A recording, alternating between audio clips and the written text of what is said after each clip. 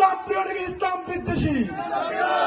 আজকাল একটি গোষ্ঠী, একটি দল নিজেদেরকে ইসলামী দলের দাবি করেন, আজকে কাইকুবাস সাহেবের বিরুদ্ধে মিথ্যাচার করতেছেন, ষড়যন্ত্র করতেছেন।